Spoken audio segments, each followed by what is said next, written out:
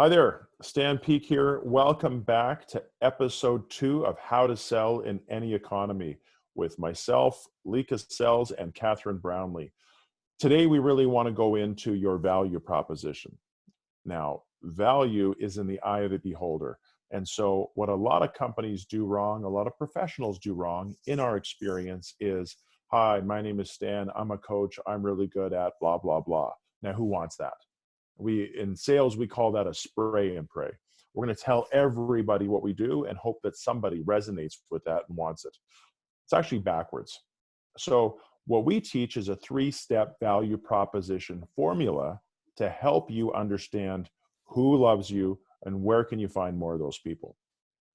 So the first step in nailing your value proposition is not to start with yourself, but actually your customer base. Now, there could also be, if you're looking for a job, the type of organization that would value your skills. But let's take ourselves out of it and let's just really focus on our customer, because that's where great businesses and great careers are born. If we get to know our customer better than they know themselves, we want to understand their demographics. In other words, if we're in the business to business or B2B space, we want to know what industry we want to serve. We want, or that we know really well, that we can serve. We want to know how long they've been in business, what size of employees, size of revenue, their geographic location. Are they in Calgary, Alberta? Are they in Texas? Are they in the United Kingdom? We want to know where our customer is and all the demographic details about them. What's really changed in sales and marketing over the last 10 to 15 years is that we've moved not away from demographics, but we've expanded into the world of what we call psychographics, which is how our customers think. So it's important to know where they are, but what's really more important than that is how do they think? And so the second step in our 3-step value proposition formula is to go deep on how our customers think. And there's a couple major points here. One is their pain points. So we want to start with their pain points, not because we're negative.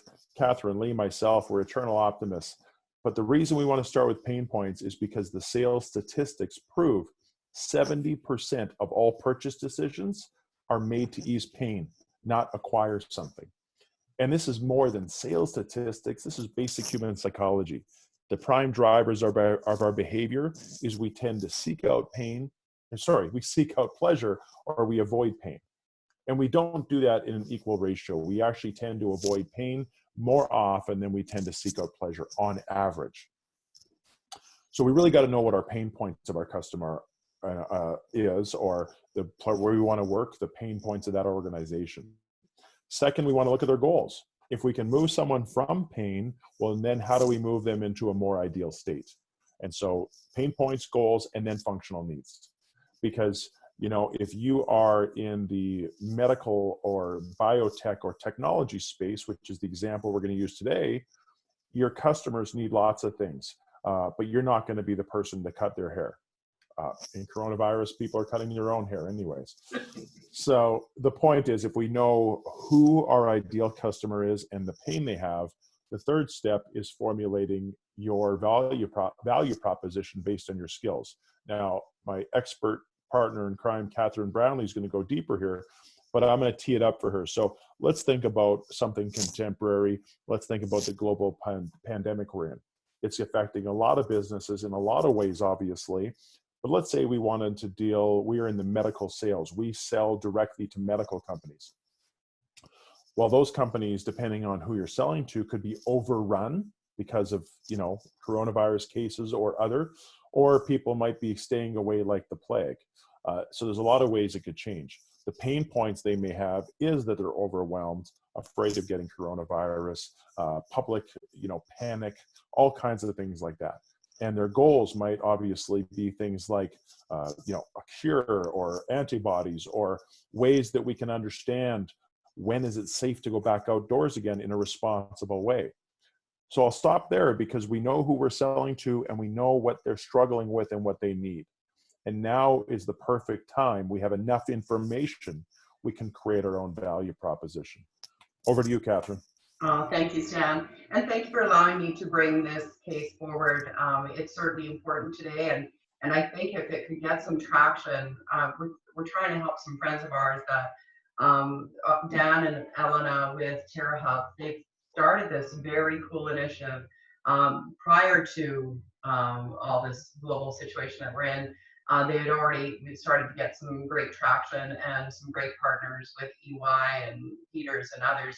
And fortunately, they got something now that we just need to get in front of the right customer. And I think it's the customers that would be, especially if they've got a bunch of employees that need to work closely together, especially shoulder to shoulder, and they can't right now. So the whole company is frozen.